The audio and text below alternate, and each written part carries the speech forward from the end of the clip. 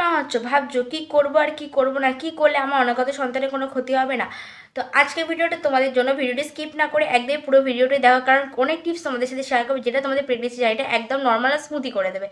তো আর একবার জানাই welcome back to my channel. আমার চ্যানেলে জানাই তোমাদের আরও একবার স্বাগত। আমি ওয়ান্ডার পূজা, তোমাদের নতুন কিছু জিনিস নিয়ে আজকে চলে এসেছি। তো চলো শুরু করা যাক। প্রেগনেন্সি জার্নিটা আমরা নর্মালি জানি কি যে আমাদের প্রেগনেন্সি জার্নিটা 1 মাস 2 মাস 3 মাস এই করে 9 মাস চাই, ঠিক তো? কিন্তু ডক্টরের টার্মস অনুযায়ী আমাদের প্রেগনেন্সি জার্নিটা 3টি পর্যায়ে ভাগ করা হয়েছে, যেমন ফার্স্ট ট্রাইমেস্টার, সেকেন্ড ট্রাইমেস্টার এবং থার্ড ট্রাইমেস্টার। এই মিসক্যারেজটা যাতে তোমাদের না হয়, তো আজকে সেই নিয়ে তোমাদের ভিডিও। আমাদের নর্মালি জীবনযাত্রায় আমরা যেই রুটিনে চলাফেরা করি, যেই রুটিনে খাওয়া দাওয়া করি, যেই রুটিনে বাইরে ঘুরতে যাই, কিন্তু প্রেগনেন্সি জার্নিতে একটা মেয়েকে সবসময় মাথায় রাখতে হবে যে আমি কিন্তু এখন একা নই, আমার সাথে একটা নতুন জীবন আমার ভেতরে গড়ে উঠছে। তো তাকে সুস্থ রাখার দায়িত্ব একমাত্র আমার, অন্য কারো কিন্তু নয়। আমাদের প্রেগনেন্সি জার্নিতে যেই ভুলগুলো আমরা নর্মালি করে থাকি, সেটা কি করি? আমরা নর্মালি যে হাঁটাচলাটা করি, সেই হাঁটাচলাটা সেই একইভাবে আমরা প্রেগনেন্সি জার্নিতে হাঁটাচলাটা করি, কিন্তু নয়, সেরকমভাবে হাঁটা যাবে না। এবার তোমরা যদি বলে কীভাবে হাঁটবো, তোমরা যে হাঁটাচলা করো ওই রকমই হাঁটাচলা করো, কিন্তু সিঁড়ি দিয়ে যখন নামা ওঠা করবে সেই সময় একটা জিনিস খেয়াল করবে, আমরা নর্মালিভাবে একটা সিঁড়ি দিয়ে আমরা কীভাবে নামি, 1 পা 2 পা 3 পা এরকম করে নামি, কেউ তাড়াহুড়ো করে নামে। কিন্তু প্রেগনেন্সি জার্নিতে মাথায় রাখতে হবে কীভাবে নামবো। প্রেগনেন্সিতে ফার্স্ট সিঁড়ির ধাপে তুমি 1 পা রাখলে সেখানে আবার দ্বিতীয় একটা পা রাখবে, আবার নেক্সট সিঁড়িতে যখন পা দেবে আবার সেখানে একটা পা রেখে 2টো পা দেবে। এই করে নর্মালি একটা সিঁড়িতে 2টো পা দিয়ে আস্তে আস্তে আস্তে সিঁড়ি দিয়ে নামা ওঠা করবে। আর যাদের রেলিং রয়েছে সিঁড়ির সাইডে, সেটা অবশ্যই কিন্তু ধরতে একদমই ভুলবেন না। তোমার কিন্তু একটু অমনোযোগিতায় কিন্তু তোমার মিসক্যারেজ হয়ে যেতে পারে, তুমি যদি পা পিছলে পড়ে যাও তখনই। সেই হাঁটাচলাটা নর্মালি করবে। আমরা সেকেন্ড আরেকটা কী করে থাকি, আমরা ঘরের কাজ কিছু, মানে মেয়েদের কাজই হলো ঘরের কাজ। এবার তোমরা আমাকে বলো ঘরের কাজটা নর্মালি করি, এতে কী এমন ক্ষতি হবে?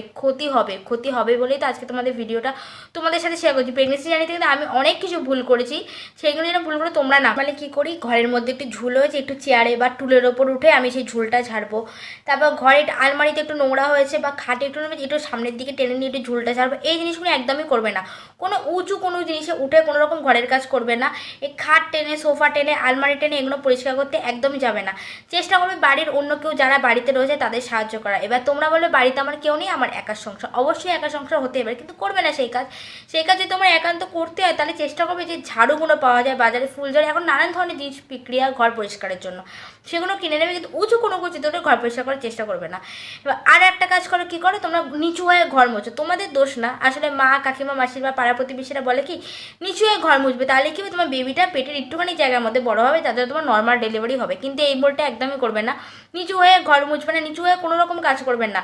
এখন নানা রকম মোপ পাওয়া যায় ঘর মোছার জন্য, সেগুলোর সাহায্য নিয়ে আপনি ঘর মুছুন। আর যেসব মেয়েরা দাঁড়িয়ে দাঁড়িয়ে রান্না করো তাদের ক্ষেত্রে বলছি হালকা কিছুক্ষণ বসার চেষ্টা করো। একটু বসবে, আবার একটু দাঁড়িয়ে রান্না করবে, বসা ওটা এই জিনিসগুলো করো। এক টানা দাঁড়িয়ে থেকে রান্না এই জিনিসগুলো একদমই করবেন না, এটা কিন্তু খুব কষ্টকর। আর একদমই চেষ্টা করে পুরো প্রেগনেন্সি জানতে জানে তোমরা পা পিছলে একবারও না পড়ো, পা পিছলে না পড়ো, উড়ে না পড়ো, কোথাও ধাক্কা না খাও। মেয়েরা কিন্তু এই জিনিসটা একদমই মাথায় রাখবে। একটুখানি আঘাত কিন্তু তোমার এবং তোমার অনাগত সন্তানের কিন্তু জীবন টানাটানি পর্যন্ত ঘটতে পারে। এই জিনিসগুলো মাথায় রাখবে। কী করবে না, সেগুলো ট্রাভেলিং করবে না। অনেকে রয়েছে ফার্স্ট ট্রাইমেস্টারের দিকে একটু ঘুরতে যেতে ইচ্ছা করে, বা একটু এই বাড়ি যাবো বা ওর বাড়ি থেকে 2 দিন থেকে আসবো, বাসে করে, ট্রামে করে, ট্রেনে করে, অটো করে, যাই করে যাও, কিন্তু জার্নিটা যেন তোমার শরীরে না হয়, এটা সবসময় মাথায় রাখবে।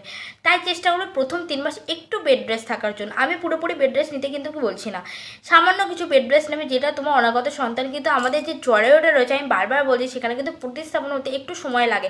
ওই সময়টা কিন্তু বেবিকে দেওয়া উচিত। সেই সময় যদি জার্নিং করো বা ঝুঁকে কোনো কাজ করো বা পড়ে যাও বা ধাক্কা খাও, সেটা কিন্তু আমাদের জরায়ুতে না স্থাপন করে মিসক্যারেজ হয়ে বেরিয়ে যাবে, সেটা কিন্তু খুবই কষ্টকর। আর চেষ্টা করবে প্রেগনেন্সি জার্নিটা একটু শুয়ে বসে কেন কাটাতে বলছি, প্রেগনেন্সি জার্নিতে একটা প্রবলেম খুব দেখা দেয় আমাদের ফার্স্ট টাইম এসে, সেটা হলো আমাদের ব্লাডে ডিসচার্জ বলো বা ব্রাউন ডিসচার্জ বলো আমাদের ভাজিনাল পথ থেকে কিন্তু হতে পারে।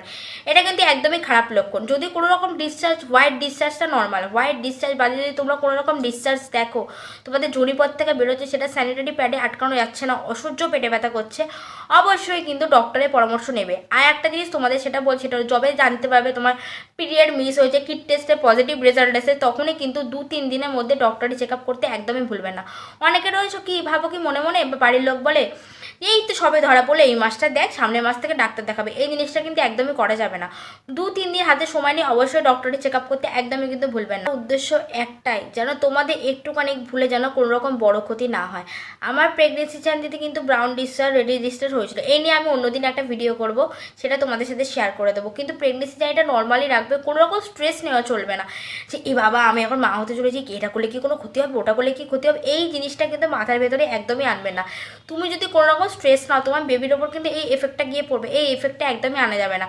এই ভিডিওগুলো তোমাদের সাথে শেয়ার করলাম। যদি ভিডিওটি পছন্দ হয়ে থাকে বা একটু উপকার পেয়ে থাকো, তাহলে অবশ্যই আমার চ্যানেলটি সাবস্ক্রাইব করে পাশে থেকো। তোমাদের সাথে আরও অনেক কিছু শেয়ার করবে, যেটা তোমাদের প্রেগনেন্সি জার্নিটাকে একদম স্মুথ এবং নর্মাল করবে, এত টেনশন ফ্রি করবে।